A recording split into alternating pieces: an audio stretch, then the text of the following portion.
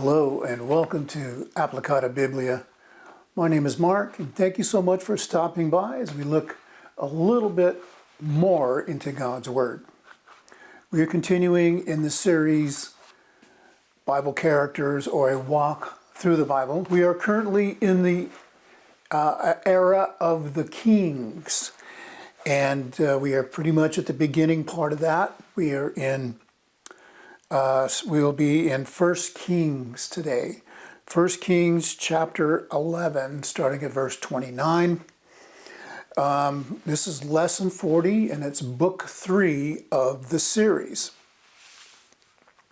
Okay, so just to catch us up to speed, there are a few things I have to get out there first. Beginning with this lesson, Solomon has died. And it's very interesting because it is not without its issues now that Solomon is gone. Now, if you remember in the last lesson, we talked about Solomon and the issues that he had with idolatry. That is a recurring issue moving forward in and out of Israel's history. They obey God, then they don't obey God, and depending on the king, things can go good or bad. And after today, we're going to see a nation divided. Okay, so Rehoboam, his son, is supposed to succeed him.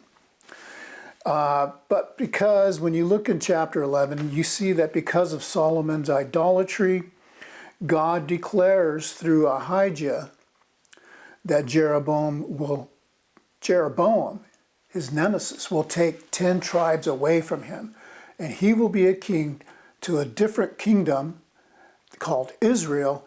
And now the southern kingdom will be called Judah. Northern kingdom, Israel. Southern kingdom, Judah.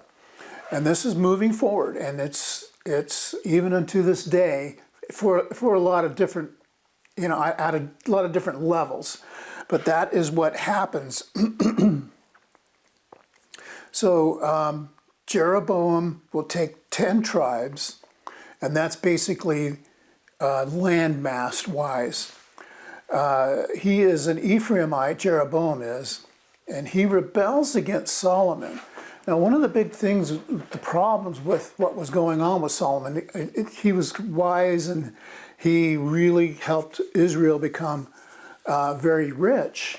But the problem he had, and Jeroboam was a part of that, was he would conscript a lot of the people and make them kind of like slave labor.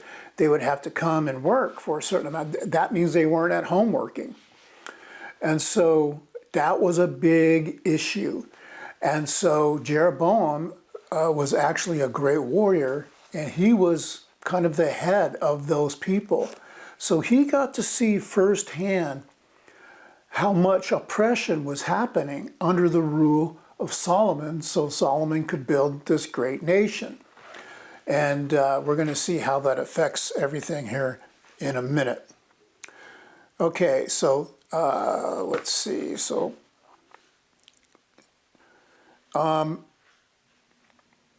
God makes a covenant with Jeroboam. Now, just so you know, I forgot to say this.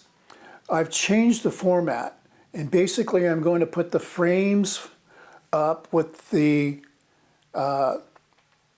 text. If you want to stop it and read it, that's fine. But I'm just going to narrate it because I want to try and make these videos a lot shorter and a little more succinct and get to the points as they come up. And so that's moving forward. That's how I'm going to cover the rest of these. So God makes a covenant with Jeroboam, and as long as he obeys God, see, he tells Jeroboam, look, as long as you obey me, you're going to be a king. Your sons will be kings. Everything's going to be good. And of course, well, maybe you don't know. Later on, that's not what happens, and the house of Jeroboam does not inherit the throne later. So he tells him, if you're just like David, everything's going to be okay. So Rehoboam goes to Shechem to be made king And he's called out, so Rehoboam is called to Shechem. He's going to be made king. And the people of Israel, the northern part of the country, call for Rehoboam to come back out of Egypt. Now, Jeroboam was being sought to be killed by Solomon. Solomon obviously saw that he was a threat for one reason or another, maybe because he knew he was going to be king, I don't know. But he splits, man. He just goes to Egypt and lives there, and the Pharaoh there is more than happy to keep the enemies of Israel there. There's several kings there at that time. And so Jeroboam returns to Shechem when Rehoboam is supposed to be made king. So why is he in Egypt? I just already answered that. So what happens? Well,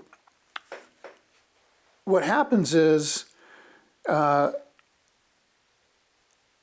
people come to Rehoboam and they say, look, your father was such a hard taskmaster, and you need to make it easier for us than what your dad did. You know, all these things were happening. It was just too much. And it was more than just the working. It was taxation. People were having to give over some of the best of their fruits and their labors to the king so he could feed everybody in his house. There were literally thousands and thousands and thousands of people that were part of the king and his house. And so he says, "Okay, give me 3 days, and I'll think about it." So what he does is he goes to the elders and he asks the elders, "What should I do?" And they say, "Look, if you treat these people well, if you say good things to them and you serve them, they will serve you." Good advice, right? Great advice. And Rehoboam forsakes that. It says that he forsakes that advice and he goes to his friends, right? His younger buddies who are going to tell him whatever he wants to hear. And they say, "Oh, no, you know what? No. These people come here and they ask this kind of thing. I'll tell you what. You go and you tell them you're going to make it worse. You think my dad was bad? You just wait and see." Okay, so verses 12 through 15, after 3 days, Jeroboam and the people come back, and Rehoboam tells them, "No way. You think my dad was bad? Basically, he's saying, I have more chutzpah in my little finger than my whole dad. I'm going to be way worse." I don't even know what chutzpah means. I hope I used that correctly. But he's just saying, I'm way stronger and more. I'm going to be more defiant than you can ever imagine. And of course, the people are not happy about that. And they rebel. They rebel against this. And Rehoboam sends this, basically a tax collector. This is verses 16 through 24. He basically sends this tax collector to collect money, of course, and they kill him. They're outright revolting against the king at this point, and they make Jeroboam king, right? And Rehoboam wants to make war with them, and he goes and starts gathering up this army. And Benjamin sides with Judah. So it's basically Benjamin and Judah moving forward. And that's an interesting thing because Saul was of the house of Benjamin. And you'd think that they would, because David took away the throne from Saul, that they would want to not do that, but they go with him. But God sends a prophet, his name is Shemaiah, and he tells them, "No, you don't go to war with your brothers. Don't do this." Okay, so they don't go to war. So verses 25 through 33, Jeroboam fears, and this is the worst part that happens out of all this. Not only is now the country divided, right? That's really, really terrible.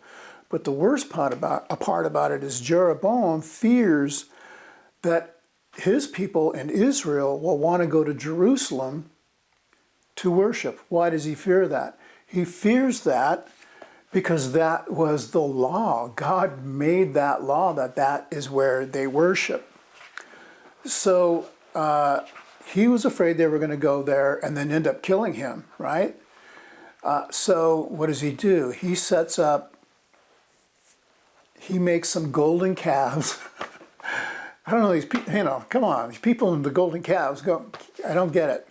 They make the golden calves and he sets them up in Bethel and Dan, and he creates all these high places for them to worship in the northern kingdom.